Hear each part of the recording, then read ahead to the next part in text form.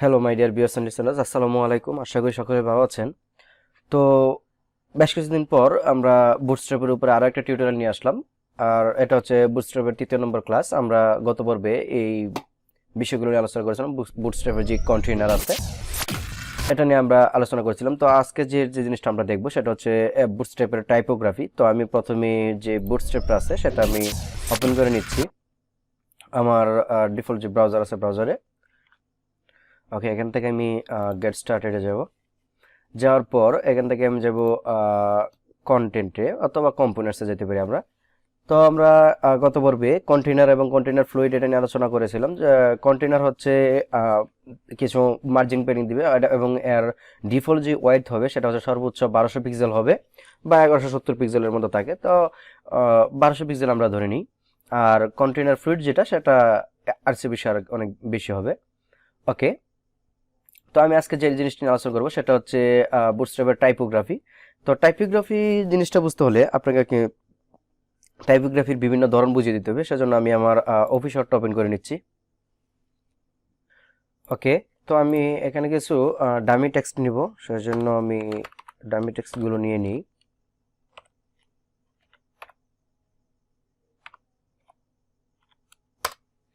তো আমি এখানে কিছু ডামি টেক্সট নিয়ে নিলাম আমার অফিস ওয়ার্ডে। এবং আমি যদি এখান থেকে ফন্টগুলোকে বোল্ড করি বা ইতালিক করি অথবা আন্ডারলাইন করি অথবা কোনো কালার দিই বা তার ফন্টসটা যদি আমি চেঞ্জ করে দিই, তো এটা হচ্ছে এক ধরনের একটা কাজ। এটা এটা আমরা সিএসএস দিয়ে করব বা বুটস্ট্র্যাপ দিয়ে আমরা করতে পারি। কিন্তু যদি আমি বুটস্ট্র্যাপের বিভিন্ন স্টাইল আছে যেটাকে বলে আমরা হেডিং বলি, যেরকম এখান থেকে যদি আমি এটা নেই, হেডিং 1 এটা একটা স্টাইল, হেডিং 2 এরকম ভাবে, হেডিং 3, হেডিং 4, হেডিং 5 এরকম ভাবে হেডিং 6 পর্যন্ত আছে HTML এর যে ট্যাগ। তো এটাকে বলা হয় টাইপোগ্রাফি, অর্থাৎ কোনো টেক্সটের উপরে যখন আপনি কোনো ডিজাইন চালাবেন এটা হচ্ছে এক ধরনের একটা টাইপোগ্রাফি। তো সেটা আমি আপনাদেরকে আজকে দেখাবো। তো বুটস্ট্র্যাপের টাইপোগ্রাফির জন্য আমাকে প্রথমে যেতে হবে সেটা হচ্ছে বুটস্ট্র্যাপের যে ডিফল্ট যে টেক্সট আছে সেই টেক্সটের অথবা HTML এর যে ট্যাগ আছে সেগুলো আমাকে দেখতে হবে। তো আমি ইউটিলিটিস এখান থেকে টেক্সট, আমি ইউটিলিটিস থেকে টেক্সট নিয়ে নিলাম। এখন টেক্সট নিয়ে যদি আমি টাইপোগ্রাফি নিয়ে আলোচনা করব, তো আমি গতভাবে এগুলো করেছিলাম, আমি এগুলো সবগুলো মুছে দিব। এখন আমি যদি এখানে প্রথমে একটা কন্টেইনার নিই অথবা কন্টেইনার ফ্লুইড নিতে পারি, আমি কন্টেইনার ফ্লুইড, এবং এখানে যদি আমি একটা প্যারাগ্রাফ ট্যাগ নিই এবং এর ভিতরে অথবা সরি আমি প্যারাগ্রাফ ট্যাগ নয়, আমি এক কাজ করি আগে একটা h2 ট্যাগ নিব এবং এর ভিতরে লিখলাম আমি দিস ইজ আ হেডিং। ওকে, এবং একটা পি ট্যাগ নিলাম এবং এর ভিতরে কিছু আমি লোরেম টেক্সট নিলাম। কন্ট্রোলটা এল দিয়ে আমি এটাকে মডিফাই করে নিলাম আগে। এখন যদি আমি আমার ব্রাউজারটায় যাই এবং এখানে যদি কন্ট্রোল আর দিয়ে রিফ্রেশ দিই, তাহলে এটা হচ্ছে একটা হেডিং এবং এটা হচ্ছে আমার লোরেম টেক্সট। আর কন্টিনিউয়াল ফুড দেওয়ার কারণে এটা কিছু সাইড দিক তো ছেড়ে দিল। তো এই হেডিংটা এটার বুটস্ট্র্যাপের ডিফল্ট যে হেডিং আছে এটা। তো আপনারা ইচ্ছা করলে বুটস্ট্র্যাপের ডিফল্ট হেডিংগুলো এখান থেকে পরে নিতে পারেন। ওকে, তো আমি এটা দেখাচ্ছি না আপনাদেরকে। তারপর এখানে যে আছে আপনার বিভিন্ন ক্লাস রয়েছে, যেটা হচ্ছে টেক্সট লেফট যদি আমি দিই, এখন এই টেক্সটগুলো ডিফল্ট ভাবে আমার বাম পাশে আছে। যদি আমি এখানে একটা ক্লাস নেই, এখন যদি এটাকে বলা হয় টেক্সট লেফট, তাহলে এটা বাম পাশে থাকবে।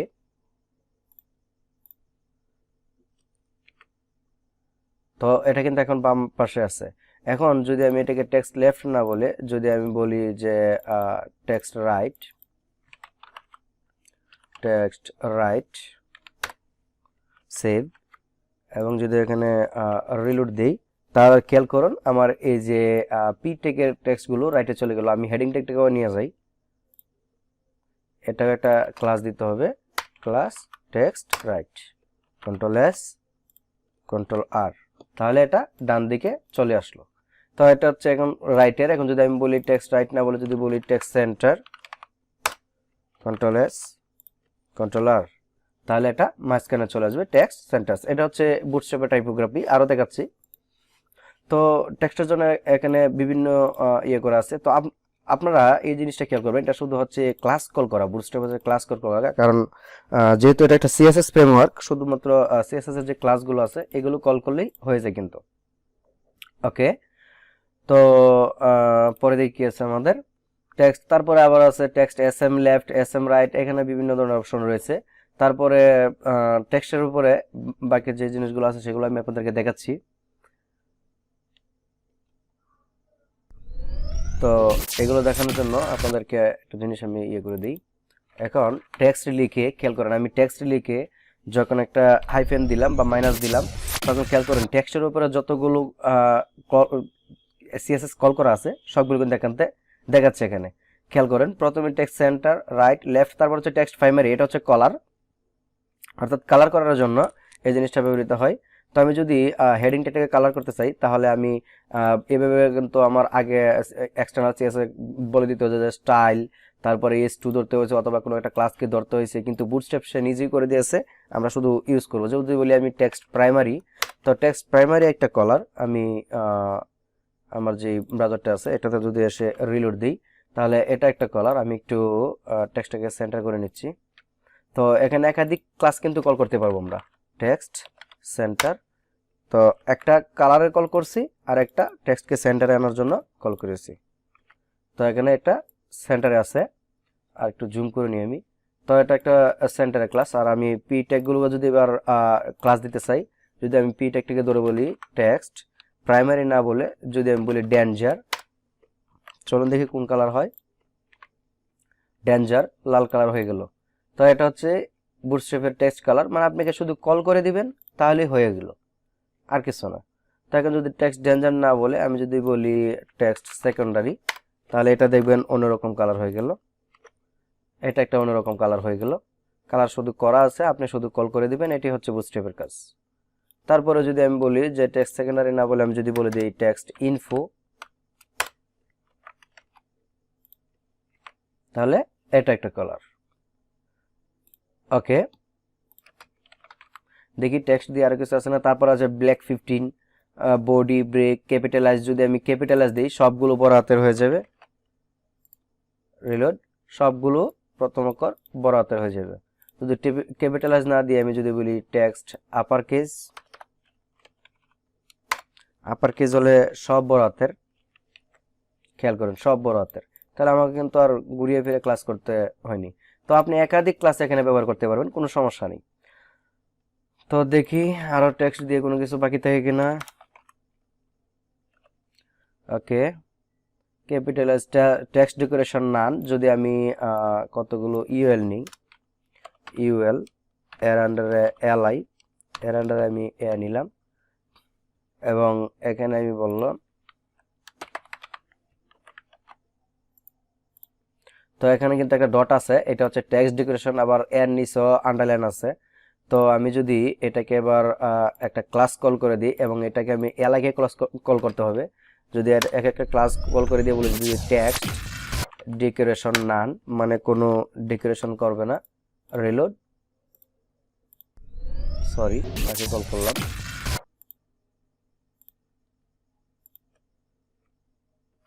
এলআই,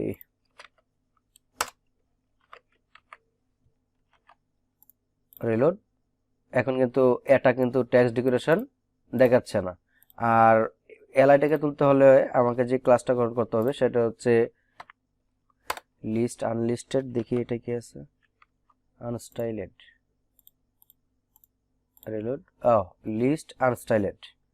ওকে, তো এটা বিভিন্ন ধরনের সিএসএস এখানে রয়েছে, আপনারা একটু দেখে নেবেন। এটা একদিন, সরি একদিন নয়, মানে একবার ভালোভাবে এটা একটু পড়াশোনা করলে আশা করি ইনশাল্লাহ ক্লিয়ার হয়ে যাবে। ওকে, তারপর আরো বিভিন্ন ধরনের রয়েছে টেক্সট ট্রানকেট, এই সেই ইত্যাদি অনেক কিছু অপশন এখানে কিন্তু রয়েছে। আবার পাশাপাশি আপনি কিন্তু ইচ্ছা করলে নিজেও আপনি সিএসএস দিয়ে নিতে পারেন, কোনো সমস্যা নেই। তাহলে এটা হচ্ছে সিএসএস এর টাইপোগ্রাফি। আরো অনেক রয়েছে, কালারটা দেখিয়ে দিলাম। এবার হচ্ছে যে কম্পোনেন্টসে যাই আমরা, প্রথমে এইবার যদি আমরা সিরিয়ালে যেতে চাই তাহলে প্রথমে হচ্ছে অ্যালার্টস। তা অ্যালার্টস যদি আমি কল করি তাহলে এই জিনিসটা দেখাবে। তাহলে অ্যালার্টস কল করার জন্য আমাকে যে কাজটা করতে হবে, প্রথম বলে দিতে হবে যে অ্যালার্ট প্রাইমারি। আমি একটা অ্যালার্ট দেখাচ্ছি। আমি এখানে যদি একটা S1 ট্যাগ নিই এবং এখানে আমি কিছু একটা দিলাম এবং একে ক্লাস কল করে দিলাম অ্যালার্ট প্রথমে একটা দিতে হবে, তারপর আবার যে ক্লাস কল দিবে। যদি আমি অ্যালার্ট ডেঞ্জার দিই, খেয়াল করবেন এটা একটা অন্যরকম ডিজাইন নিবে। এখন রিলোড, খেয়াল করেন ডেঞ্জার দেওয়ার কারণে এর ব্যাকগ্রাউন্ডটা একরকম, কালারটা একরকম। এখন যদি আমি ডেঞ্জার না দিয়ে বলি অ্যালার্ট সাকসেস,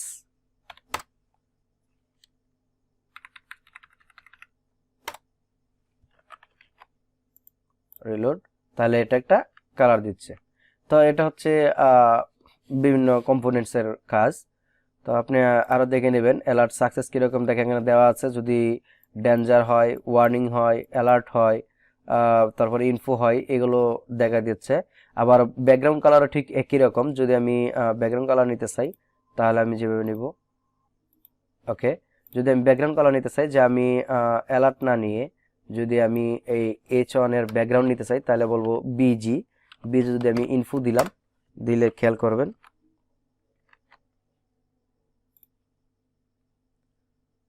ইনফো দিলে খেয়াল করবেন যদি আমি রিলিট করি তাহলে আর ব্যাকগ্রাউন্ড কালারটা কিন্তু এই জিনিসটা হয়ে গেল। তো এখানে ব্যাকগ্রাউন্ড কালার নিতে পারবেন। তারপর হচ্ছে বেজগুলো হচ্ছে এরকম, যেখানে নিউ বা 5টা 10টা নোটিফিকেশন থাকে, তো এগুলো হলো বেজ। তো এগুলো একটু দেখে নিলে চলবে, সমস্যা নেই। আমরা খুব শীঘ্রই একটা ইনশাআল্লাহ একটা প্রজেক্ট দিব, প্রজেক্টের মধ্যে আপনাদেরকে দেখাবো। তারপর হচ্ছে ব্রিড ক্যাম্প, এটা নেওয়ার চিন্তা করার দরকার নেই। তারপর হচ্ছে বাটন গ্রুপ, হ্যাঁ এটা দেখতে হবে আমাদেরকে বাটনগুলো কিভাবে কল করা হয়। তো চলুন একটু বাটন কল করে দেখাই। যদি আমি এখানে বলি বাটন টাইপ টেক্সট, বাটন, এবং এখানে যদি আমি একটা দিয়ে দিই যে ক্লিক মি, এবং এখানে আমি একটা ক্লাস কল করে দিলাম বিটিএন। প্রথমে অ্যালার্টের মতো বিটিএন কল করে নিতে হবে, বিটিএন সাকসেস, ওকে। যদি আমি পেজটা রিলোড দেই, খেয়াল করে একটা বাটন কিন্তু এখানে চলে আসলো এবং এখানে বলতেছে ক্লিক মি। তো যদি ক্লিক করি একটা ডিজাইন দেখাবে। তো এটা কিন্তু মানে সহজে কিন্তু ডিজাইন করা হয়ে গেছে বাটনগুলো। যদি আমি এটাকে সাকসেস না বলে যদি বলি বিটিএন সেকেন্ডারি, রিলোড, তাহলে এটা কিন্তু একটা কালার ধরলো, ওকে।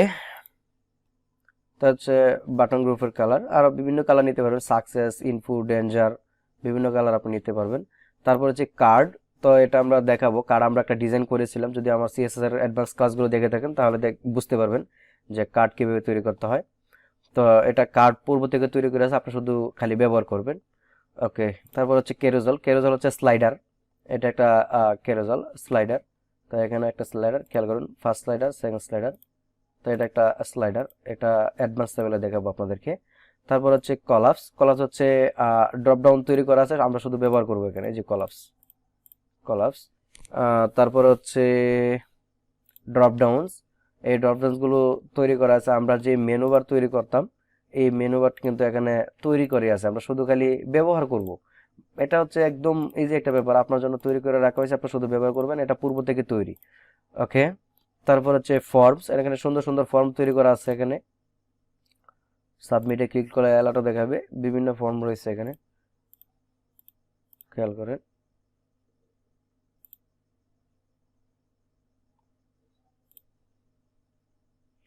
ফর্মের বিভিন্ন যে ট্যাগগুলো রয়েছে সবগুলোই কিন্তু এখানে মোটামুটি ভালোভাবে বেশ সাজানো গুছানো ভাবে দেওয়া আছে। ইনপুট গ্রুপ, একসাথে অনেকগুলো ইনপুট টাইপ যেগুলো আছে এগুলো একটা গ্রুপ করে দেওয়া আছে এখানে, ওকে। তারপর হচ্ছে জাম্পটন,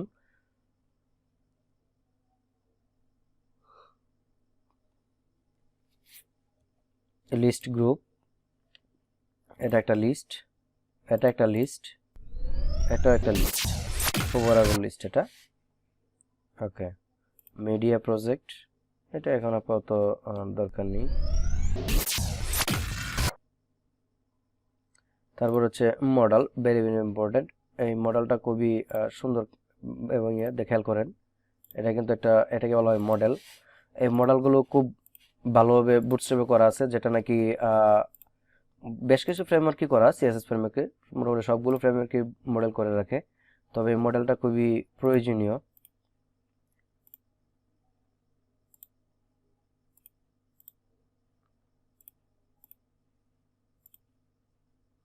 ওকে, তারপর হচ্ছে নেভবার, এবং এখানে বিভিন্ন নেভবার কিন্তু তৈরি করা আছে, খেয়াল করবেন।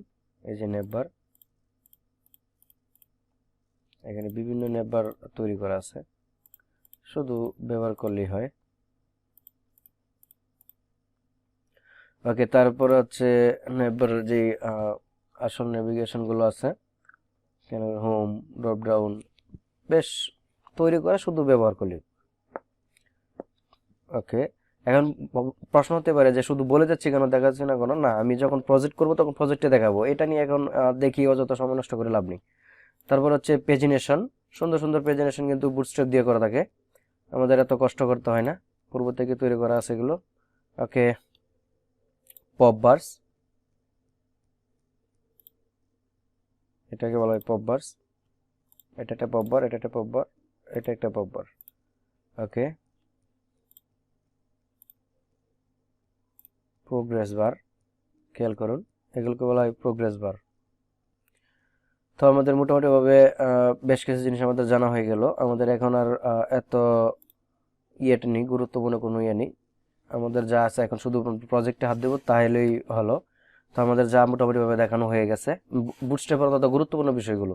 তারপর বর্ডার টর্ডার এগুলো নিয়ে এসে আমরা যখন প্রজেক্ট করব তখন আপনাদেরকে কল করে দেখাবো যে কীভাবে বর্ডার করবেন, কীভাবে কী করবেন, এটা আমি আপনাদেরকে দেখিয়ে দিব।